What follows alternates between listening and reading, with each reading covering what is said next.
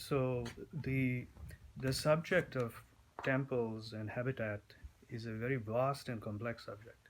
And I think it's very important not to oversimplify it across the Indian geography.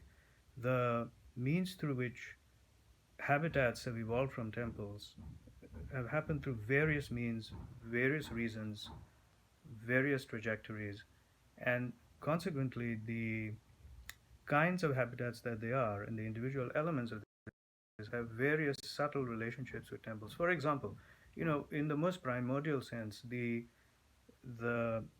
there are thousands of villages all over India today that are even today evolving through the influence of temples, and not even really temples, but simple shrines that started under trees and continued to grow through communal patronage. So in places like this, the village and the temple are almost independent entities that are evolving in their own right, but that are unified through ritualistic relationships that happen on a daily basis or a seasonal basis or an annual basis. There are other settlements that were built from scratch. For example, there are so many sacred habitats in India that were designed under the patronage of kings. So they not only designed the temples but also designed and planned from scratch much of the towns.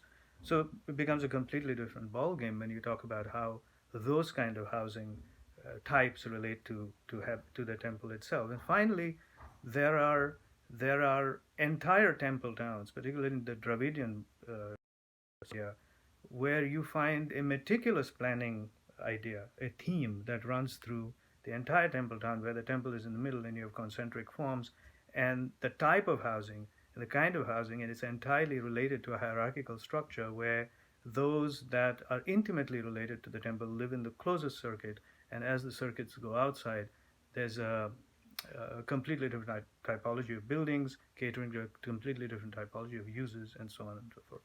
But it's also important to understand that one of the reasons habitats on a very large scale evolved through temples is because temples in India were not just places of worship. This is a very important point to understand. They've always been enormous economic centers. So even a simple shrine under a tree or a massive temple in South India or North India always had economic workings.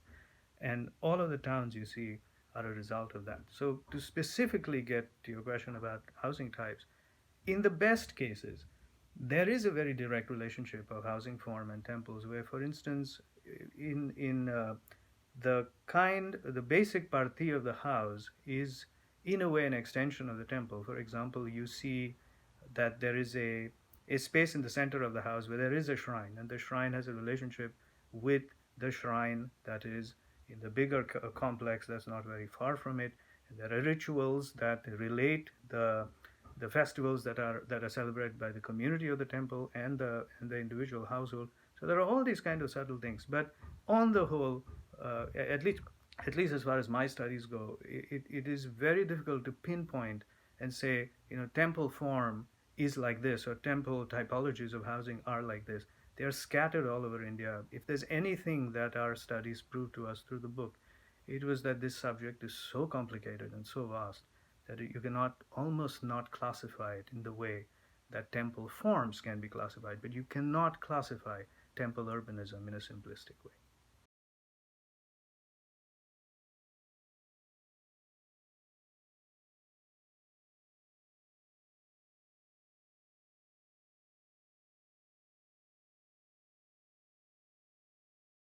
Basically, you're asking about the the the timeless tradition and legacy and heritage of temple habitats or temple towns. So, and this is a subject that has been given significant attention in the book.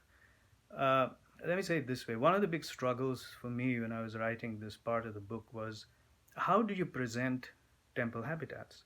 There are so many types, and what kind of classification structure do you possibly give it?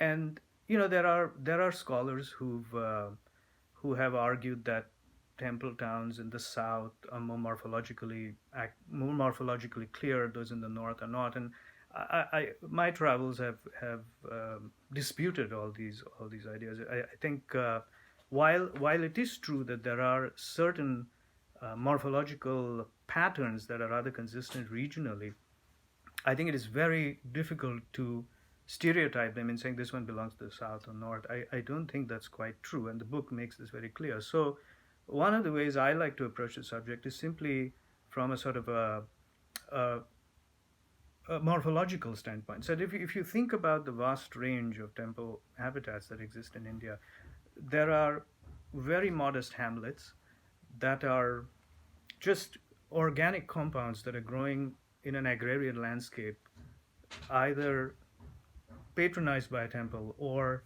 uh, temples scattered within this hamlet. But they are essentially very enclosed, small, modest habitats, villages of sorts.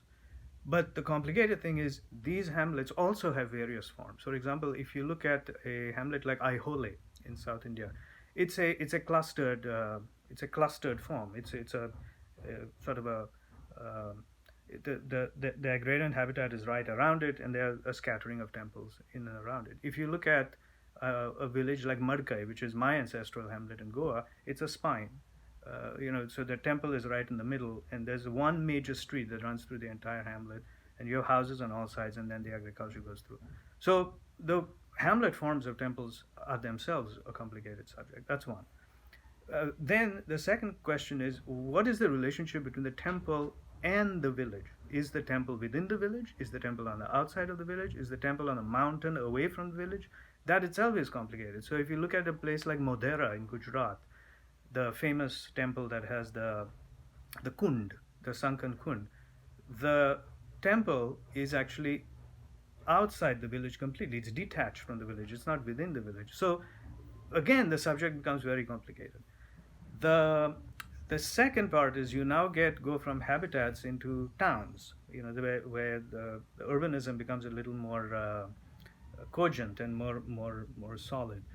Now here you also find very complicated forms. For example, if you go to the most complete Dravidian town, which is Srirangam in Trichy, you begin to see the most complete form of the South Indian pattern of temple design.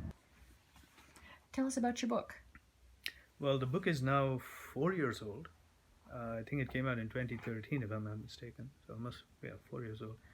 I grew up in Goa, in India, and all around me as a young boy, I noticed this amazing magical phenomenon of wayside shrines. They were magical in the sense that nobody knew where they came from, and they were not going anywhere. And along with my growth from a little boy to a young adult, these shrines were growing around me. So little shrines became rudimentary temples, and it was all around me, but I had never understood the significance of what it meant. Then I went to architecture school, became an architect, and my radars to understand the form of temples really, opened up one day, and I noticed that the form of temples in Goa, for example, is very different from that of North India.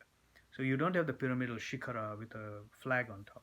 What you have is a cruciform plan, a building that is essentially a cross in plan. And the sanctum, where the deity is placed, is actually pronounced formally as a cylinder with a dome and a Renaissance lantern on the top of it. And obviously this happened because the Portuguese influence, who colonized Goa for 450 years, there was a diffusion that had happened, and the masons that were making the churches were also making temples and so on and so forth. So there was a lot of idiom and architectural language that began to diffuse. Beautiful phenomenon. Then when I began to go for my advanced studies and became an urbanist, the other radars opened up. And this is when I began to notice this incredible phenomenon that was all around me, which is still going on. Like, it has been happening for millennia, I think. It is still going on, but I never noticed the significance of it. And that is the magical growth processes through which anonymous, and I emphasize the word anonymous, shrines under trees, through nothing but communal patronage, invisible patronage, not formal processes, grow into compounds that are either rudimentary shrines, then into temples, and to the point that they eventually influence the making of entire cities. And it completely pleasantly surprised me that if you dig into the history of the Meenakshi temple in Madurai, this is basically its history.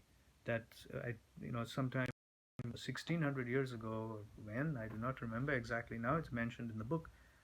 A cowherd found a little shrine under a tree, and that is the seed of the Meenakshi temple as we see it today. So the entire city of Madurai, as you see it today, a full-fledged city, owes its birth to an anonymous insignia under a tree. Well, that to me is quite an amazing pattern of urbanism that has been carried on for millennia, and it's going on even today. So nobody was talking about this in a very serious way.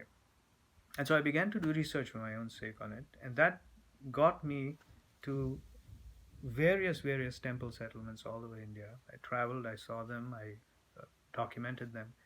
Um and the second part of the book, the first part of the book, which is by my co-author, focuses on the architecture of temples as buildings. The second part of the book, which is largely my research, focuses on the urbanism of temples, and this is where I think, hopefully, it is one of the early attempts, I think, to really decipher what it means to understand temples as habitats and town forms, or as an urban compound where the temple is just one entity and it has relationships with uh, with the temple and the habitat. Um, I will say so. So that's the genesis of the book. To broaden the dialogue, the temples are not just buildings; they are much more than pieces of architecture. They're economic compounds. They are social gathering spaces. They are campuses where knowledge of dance and art and Indian tradition is living today, and all kinds of things. And that's what the book essentially talks about. The book that I'm thinking of doing next is a book called Faithscape, which is a sort of extension to the book, but focusing more rigorously on the urbanism of the temples, which is, faithscape to me is a word that was first written, at least in my knowledge, by one of my mentors, Rana P.B. Singh, who is probably the world's greatest scholar in Banaras today.